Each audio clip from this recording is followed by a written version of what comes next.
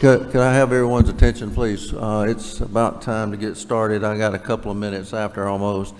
I see Representative Hughley. I did not start at 9 o'clock, so I knew she was coming, so she always complains about me always starting on time. Well, you know, Speaker has his time, I have my time. We always operate on Speaker time. Okay. We're going to have two different meetings today. The first meeting we'll have will be the Rules Committee, which is a standing committee just like everyone, other committees that you're on. And we have a very important resolution that we will be looking at. And that's the purpose of the Rules Committee. And once we finish this one, then we'll go to the Committee on Rules, which will assign the bills to the House floor. So since we got two committees meeting here, I'm going to ask Representative Jackson if he would lead us in prayer, and it will cover both meetings. Thank you, Mr. Chairman. Heavenly Father, as we come before you with this most important business for the people of the state of Georgia, we ask for your wisdom, your guidance, and your leading, Lord. Bless each and one of us, Father God. Wrap your arms around us, Lord, so that we can do this important business. In Jesus' name, amen. Thank you, sir. We've got a resolution. I think it's on everybody's table, House Bill 920. I think I've commented on the Russia-Ukraine problem every session we've had since it started. Not all the companies who were created here in the United States have pulled out of Russia. Up until last night, I think Coca-Cola is still serving over there, Pepsi is, McDonald's is, Kentucky Fried Chicken. They have not decided to close their businesses in Russia as of when we speak. So I have personally an issue with that, but I'm going to turn it over to the Speaker Pro Tem, and she has a resolution. Well, thank you, Mr. Chairman, and I want to ask the committee's consideration of House Resolution 920, which is sponsored by Speaker David Ralston and co-sponsored by bipartisan leadership in the House, condemning the invasion of Ukraine by the Russian Federation. What we've seen is that the more Ukraine, a thriving young democracy, continues to establish democratic freedom, rule of law, and integration with the West, the more it has become a threat to Putin's sense of Russian mission, which is authoritarian. Ukraine democracy is seen by Putin as threatening and undermining his vision of autocracy and control over politics and society. This war is an affront to democracy, humanity, and the very concept of sovereignty of nations. It's an unfolding humanitarian catastrophe that undoubtedly will claim the lives of many Ukrainians and Russians alike. And so on behalf of Speaker Ralston and leadership on both sides in the House, I ask for your favorable consideration. And I'll read in the resolution, the members of this body condemn in the strongest possible terms the invasion of Ukraine by the Russian Federation and call on Russia to end its unprovoked aggression. We call on both the President and Congress of the United States to take prudent actions to bring about a peaceful and timely end to this conflict. The resolution directs the clerk to make copies of the resolution available to the Russian ambassador to the United States, the Ukrainian ambassador to the United States, and members of the Georgia congressional delegation, and I ask for your favorable consideration. Do we have any questions for the lady? Okay, seeing none. Thank you, We Mr. got a move to pass. There, second. All in favor say aye. Aye. All opposed, like sign. Thank you.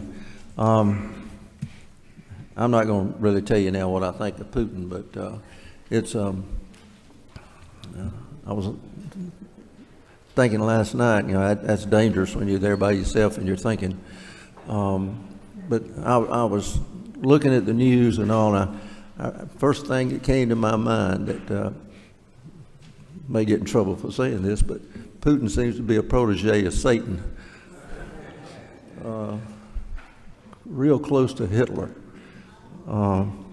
Okay, we have a motion, second, and pass on House Resolution 920. This will be read by the clerk and then be assigned to rules, just like it is in every other standing committee. That Rules Committee is adjourned, and now we'll start on the Committee on Rules. If you remember last session, we had six. He finally got here. We had six who were not allowed to finish because of a time limitation we were on. So we will allow them to finish just like we were finishing up last Friday. So Representative Gamble, get up there and tell us what your bill number is, why it's needed, and what your bill does. All right, thank you, Mr. Chairman, members of the committee. I'm on page 1, about halfway down, House Bill 1193. And basically what this bill does is it will allow a funeral director whose license has lapsed to renew their license within 10 years if they've let it lapse, as long as they complete the continuing education and they pay the fees associated with getting relicensed. Currently, the State Funeral Service Board is not allowing that, and we have individuals that, for whatever reason, have let their license lapse and they want to get relicensed. There's also provision in there that lets the funeral apprenticeship be done however many times it takes you until you complete it successfully. And again, currently, there's a prohibition against doing the apprenticeship more than 2 times, and one individual was told to go out of state to get licensed and then come back and they'd recognize reciprocity. So for those of y'all that are licensed like myself as an insurance agent, being told that you can't get licensed is kind of a frustrating thing. So I have sympathy for funeral directors. So that's what 1193 does. And then House Bill, and I'm sorry, do you want me to continue? Second. Yep. The screen is lightening up here All a right. little bit.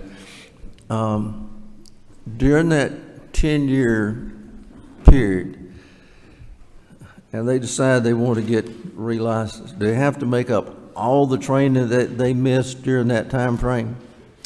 They have to fulfill the requirements that the state licensure board would determine for what it would take to get relicensed. And keep in mind, these are funeral directors that are not embalming. They're directing families, they're serving coffee, things like that. But they would have to fulfill whatever was established, but it would at least give them the opportunity to get relicensed, which right now they are not able to get relicensed. Okay. Mr. Williams, first one to light up. Thank you, Mr. Chairman. I don't oppose the bill because in the interest of protecting my friendship with Patty Bentley. But I do have, and the chairman cleared some, but I have, slight problem with that long. I mean, if you are in the business and you're a director and you're not conscientious enough for 10 years to renew your license, I don't know if I want you directing me when I go in 50 years. But I just think the number would have been a little more appropriate, 2 to 3 years, but my goodness, why ask them for a license if you're going to give them 10 years? Well, I understand that, and in this particular case, one of the people that was impacted by this, his daughter had died tragically in a car wreck, and he went through a really tough time in his life, and about 2 years went by. And so it wasn't 10 years with him, and this just says up to 10 years. But I think in most cases, it would be a shorter time, but it would be allowable if it was up to 10. And the apprenticeship part is a part that I know Chairman Powell has experience with, so I'm happy if he wants to elaborate on that. Okay, hold on one second. Chair Lady Taylor. Thank you, Mr. Chairman. My question also concerns the 10 years. Does that mean they are actually operating and in business during those 10 years? Or they could be, or maybe they're not, nobody checked? I mean, that's just a long time. Well, as far as what they might be doing versus what we want them to do, I don't know what they may be doing, but I know that if they want to be licensed, they can't be licensed right now, and that's a problem. And so for whatever reason, the Funeral Service Board will not allow these individuals to get relicensed. And so this says, within 10 years, if you've lapsed and you want to come back and you've not had any disciplinary action against your licensure, you're in good standing, you just let it lapse. You can get relicensed and Is and there be a in clear. penalty for lapsing? I mean, like an insurance license, if you let it lapse, there's a penalty. That's all spelled out currently in the law. They would have to fulfill that penalty, pay the appropriate fees associated with relicensure that, again, is determined by the State Licensure Board. But this is just giving them the opportunity to do it. Right now, they can't even do it. Okay, thank you. Speaker Pro Tem.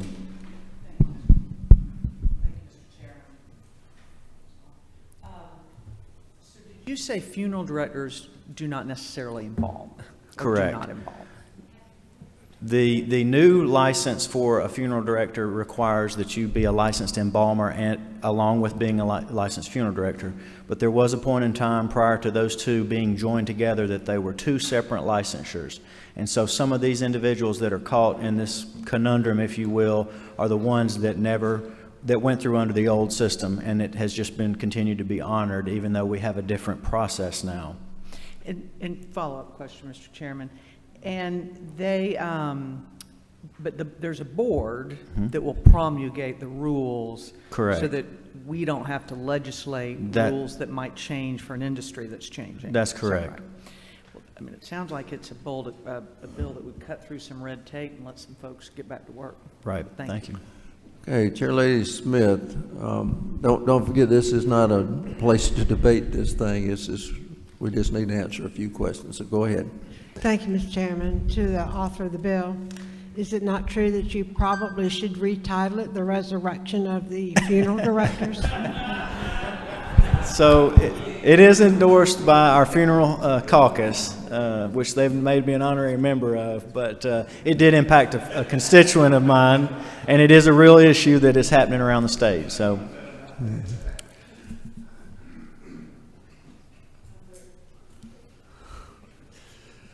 Okay. We've got a couple more questions. I'm going to let Chairman Powell, and we're going to cut off all other questions. Go ahead, Thank sir. you, Mr. Make your Chairman. comments. I'm not going to address the part about the licensure for the one that expired, but I do want to talk about a part in there that I think needs to be corrected, as both sections do. But is it not true that I had a young man who had got the apprentice, and under the current terms of the apprentice program down there, they'll only issue an apprentice at one time? Is that not true? That is true. And this young man had an apprentice license while he was going to mortuary school. Because of a divorce, he had to drop out. And then when he decided to go back to mortuary school, he needed to have the apprentice license to get his license, and was told we don't issue a second go-round. And when I inquired about what was his options, they said, well, he can go to mortuary school out of state. This is a problem for the business community, and that's the reason that language is in there on the apprentice license. That's true. Okay, that's all the questions on that one. Okay, you got another one in there, I think, don't you? All right, thank you. And then right underneath it, House Bill 1279, this allows a senior citizen or somebody over the age of 65 to carry up to a 21-day allowance of prescription medication in a prescription container. Georgia Pharmacy Association is on board with this. These are the little compartmentalized Monday through Sunday containers that currently, if someone travels with, it's against the law. And so this would make it allowable for somebody over the age of 65. Happy to answer any questions about that. See no questions. Thank you, sir. Thank you. Mr. Irwin.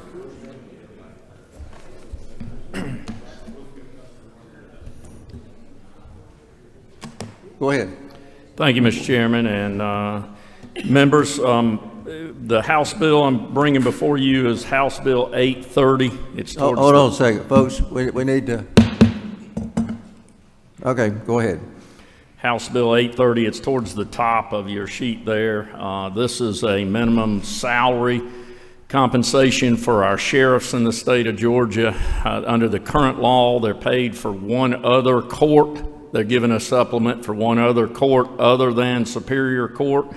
This allows us to compensate our sheriffs for the work that they are doing and provide a supplement for them for all courts. That would be up to 4 more courts that they would serve if they serve all those courts in their county. Speaker Pro Tem. Thank you. Is it true that this would be personal compensation? It would not go towards paying the deputy, who is probably performing the work, but it would be personal compensation, and that it would be a mandate on our counties to pay this to the sheriffs? That's correct. This would go just to our sheriffs and, you know, for their extra duties and responsibilities that have been great that we mandate on our sheriffs today, and have even added courts such as accountability courts on them. Is it also true that we gave extra raises to the sheriffs, I think 2 over the last 3 years? Yeah, I believe that under the current budget that the governor and we have proposed a $5,000 raise to our sheriffs, yes. I believe we also gave a 5% raise in 2019 as well to sheriffs specifically, but thank you. Okay. So I understand that this supplement per court would be $4,600. Is that correct? If it serves the court, it's $385.90 a month, so yes, sir. So $4,600 per court. Per So court. if they add an additional 4 courts to their supervisory role, it'd be $18,000. Yes, sir. Okay.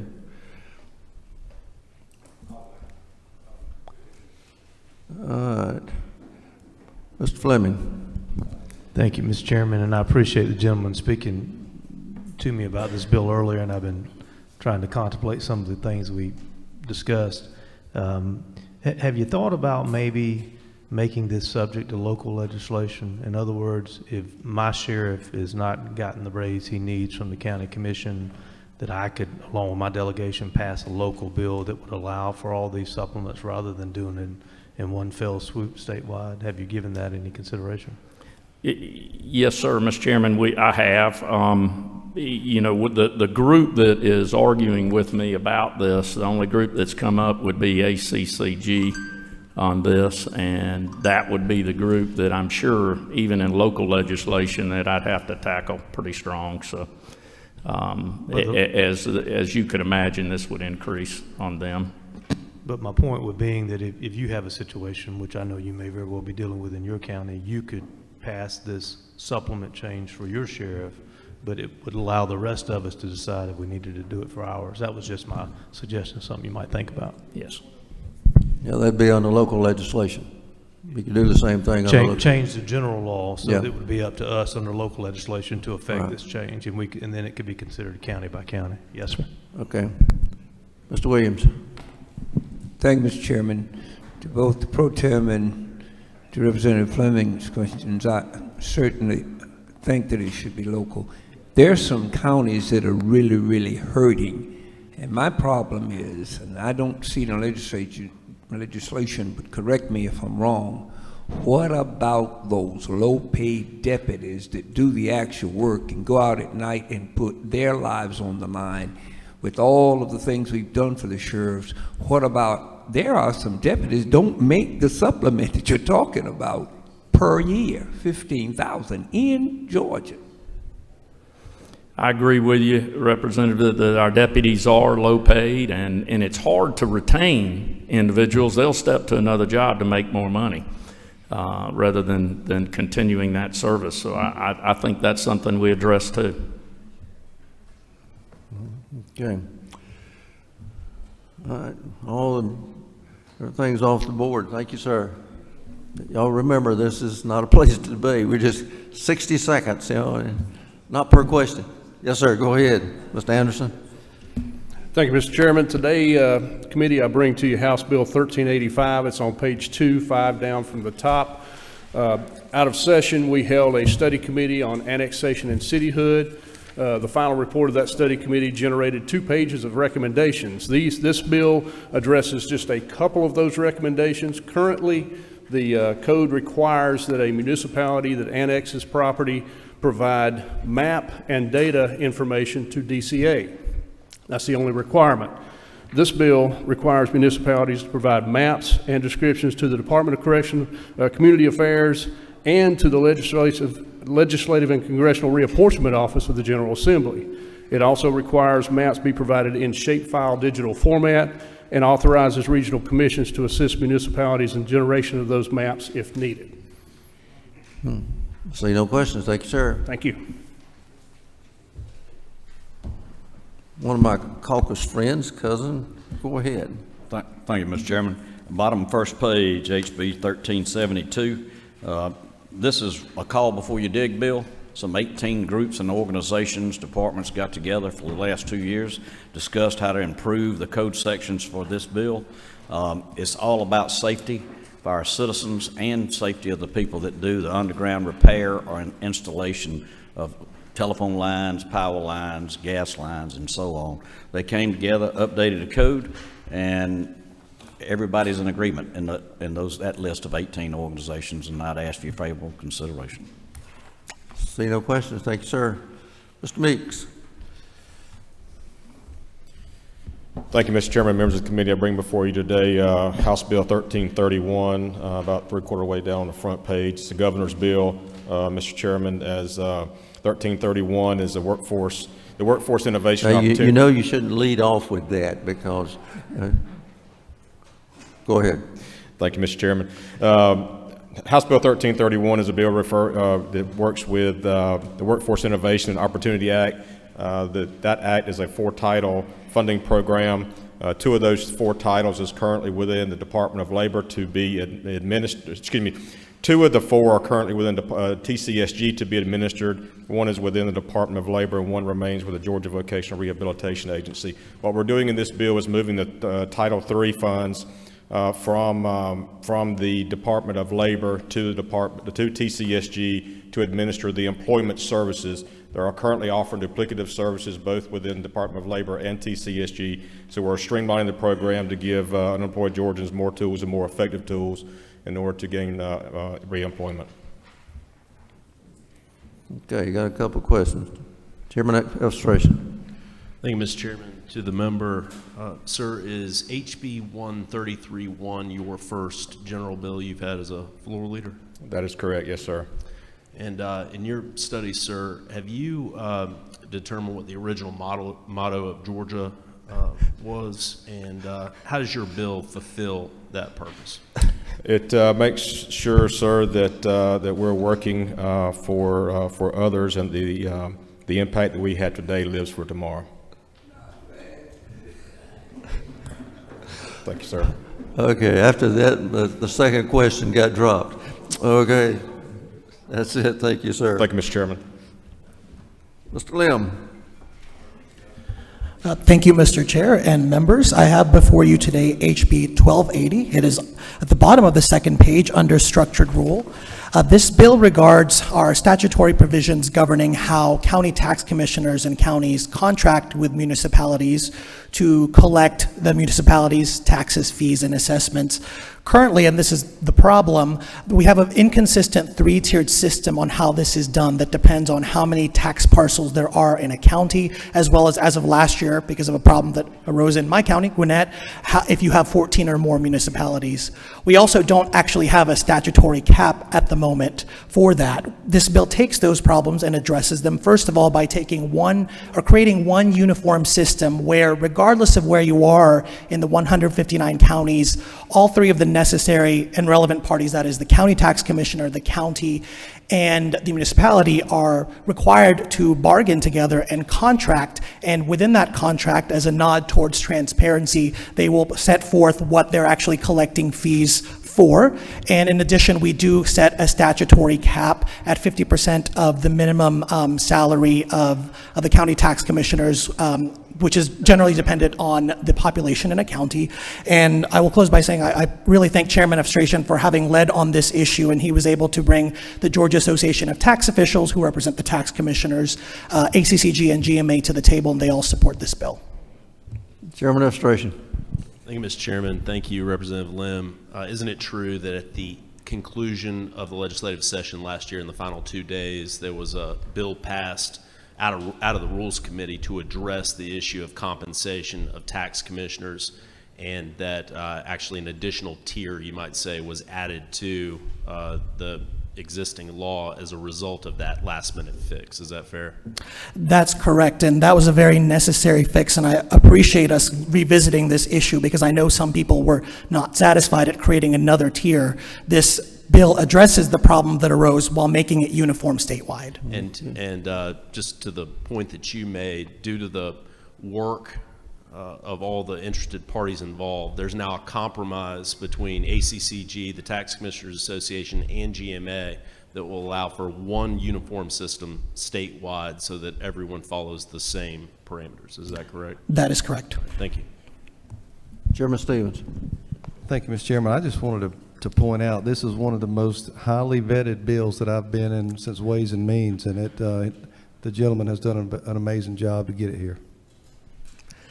Thank you, Chairman. Okay, I don't see any other questions. Thank you, sir. Thank you. We'll go ahead and get ready, y'all. Come on. Chairman Corbett. Thank you, Mr. Chairman. Members of the committee, I bring before you House Bill 1295, 11 down from the top on page 1. What we're doing with 1295 is basically we're hoping to be able to retain new teachers with this bill, be able to hopefully get them the help they need to not only train them and keep them, but to move them up to be highly effective teachers. Is what we're doing with this bill. Okay. I see no questions. Thank you, sir. Thank you.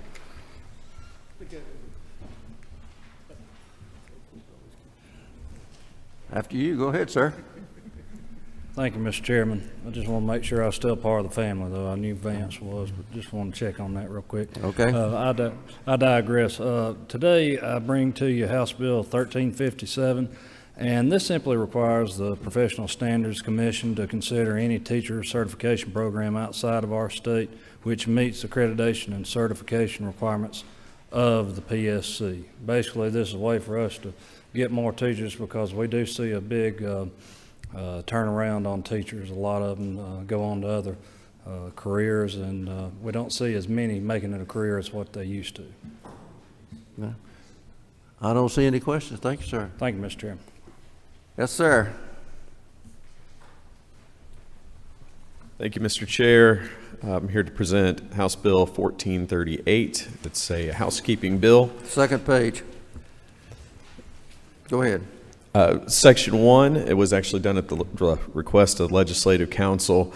It makes email rather than physical mail the required notification method for Legislative Council to legislators of a call for the board of a board election. Second section is it updates GDOT's P3 code, which was updated last year by the General Assembly, lines 40 and 41. They're technical corrections to reflect the intent of the language change. It replaced request for proposals with request for proposal revisions. For most of you that know, that's during the bid process. Sometimes there is revisions, so this just clarifies that language. Section 3 is General Assembly last year created a new code authorizing alternative contracting methods. The State Board recently adopted some alternative contracting method rules and regulations, and this updates the language. And Section 4 is lines 53 and 56. It makes it absolutely clear that no one can abuse the Open Records Act to try and get personal information about a driver's location, travel history through a state, either directly or indirectly through any data vendor. And that's it. Mr. Fleming. Thank you, Mr. Chairman. Representative, I think it was the third point that you mentioned about contracting. Could you tell me what that does again? I'm sorry. Yeah, actually, I happen to have it right here on my phone. I can speak to it. It's Rule 672-22-04. It's the CMGC procurement process. It's actually covered under the Rules and Regulations, State of Georgia Department 672, State Department of Transportation, governing alternative contracting method. It's about 10 pages. But I can read it. what does it do is my question. It basically what it does is it's a different contracting method from the standard method. It's designed kind of more of an innovative method. Is this going to affect just GDOT? Yes, just GDOT. Okay, thank you. Chairman Sessler. So to follow up on Chairman Fleming's question, so what it's doing, it's authorizing the CMGC delivery system for GDOT, whereas in the past it's not been authorized, is what you're saying? It was authorized previously, and this is just cleaning the language up. I'll talk to you offline. Sounds Yeah, good. that's fine. Be happy to talk to you. All right. Thank you, sir. I don't see any more questions. Thank you very much, and ask for your favorable consideration. Thank you. Okay, we've got some committee members who have some pieces of legislation that they need to present. Let's see, I'll call on Chairman Jaspers. I think he's got 2 or 3 in here. Thank you, Mr. Chairman. House Bill 1043, Georgia Endowment for Teaching Professionals. This is an answer to the issue that TCSG has. In certain areas of the state, they're not able to pay enough to get some high-demand teachers in place and seat. This creates a body to raise and distribute dollars to those educators. Mr. Jackson, is that you? Yes, sir. Thank you, Speaker. At the proper time, I'd like to ask for a bill. Okay, once we get through doing this, I'll call on you. Just when we get through, push your button so I don't forget. Okay, see no questions. Thank you, sir. You got another one. Okay, House Bill 1371 is the Rural Health Advancement Commission. This commission will take an ongoing hard look at meeting the needs of rural health care throughout Georgia. It's an average-sized commission that's going to do ongoing look at it. That's from the Rural Development Council. Don't see any questions. That's it. I say you got 1378. Not going to hear it yet. I don't want to ask for it yet. Okay. All right.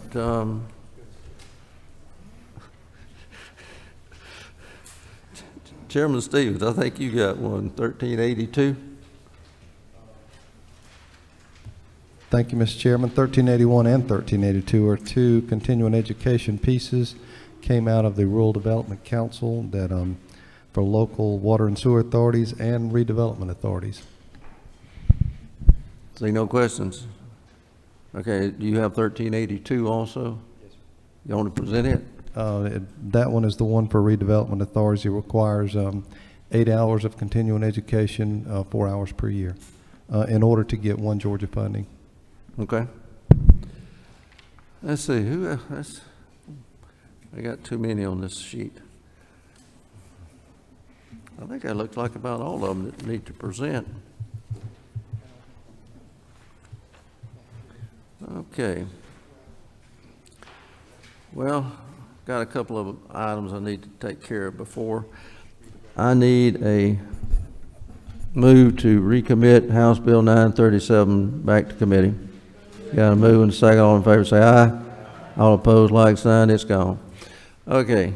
Got a rule substitute for House Bill 725. Chairman Jaspers.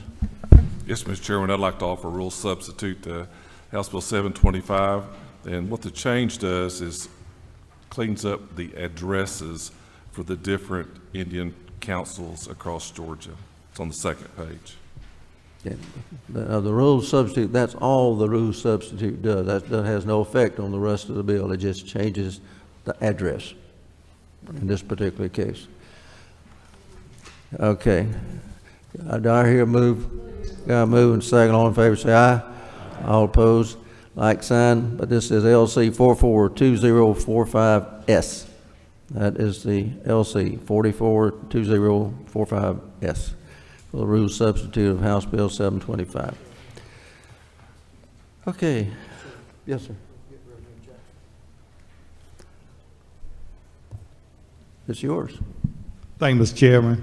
I'd like to ask for House Bill 884, Chairman Dave Belton's bill.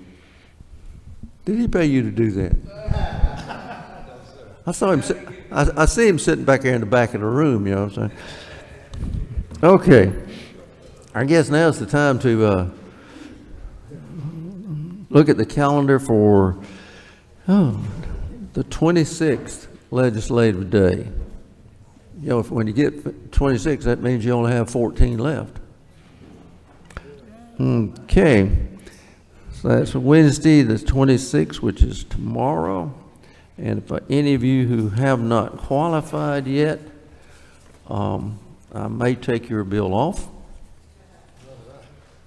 Got my check right here, Mr. Chairman.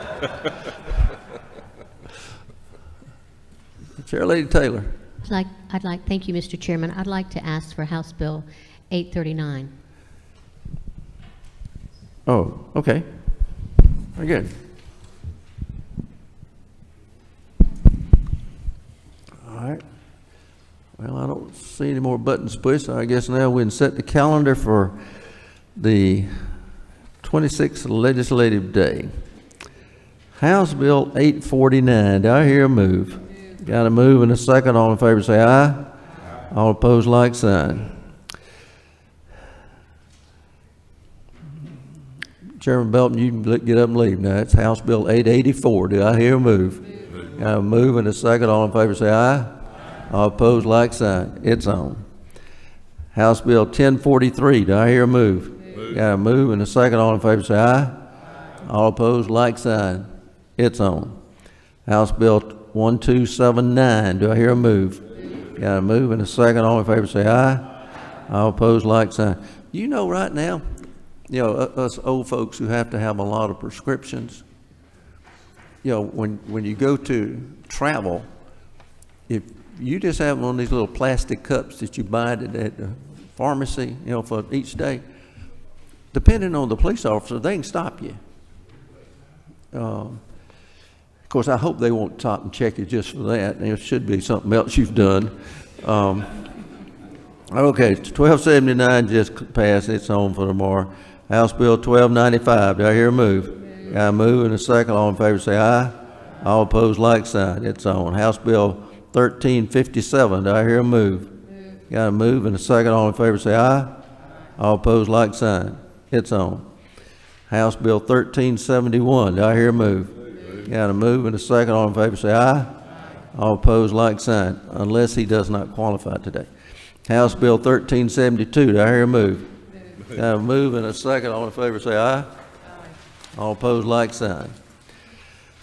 House Bill 1381. Do I hear a move? Got a move and a second. All in favor say aye. All opposed, like sign. House Bill 1383. Do I hear a move? Got a move and a second. All in favor say aye. All opposed, like sign. House Bill 1385. Do I hear a move? Got a move and a second. All in favor say aye. All opposed, like sign.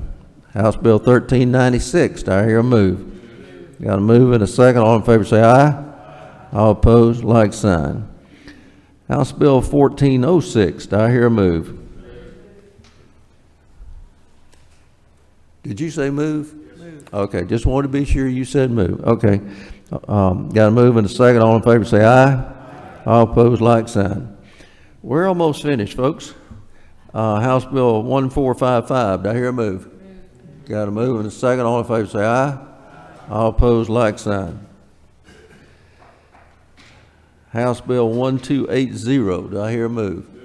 Got a move and a second. All in favor say aye. All opposed, like sign. Well, that's the calendar for tomorrow. I want to be sure all of y'all know that Chairman Mullis is not running for re-election. So you need to be keeping an eye on who's the next rules chairman over there. If you got any recommendations, tell them. Yeah, I'm sure they'll listen. Okay, well, that includes today's agenda. Just hold on, folks.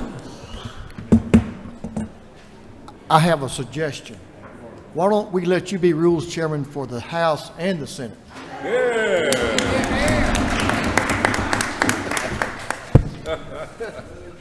Move, yeah.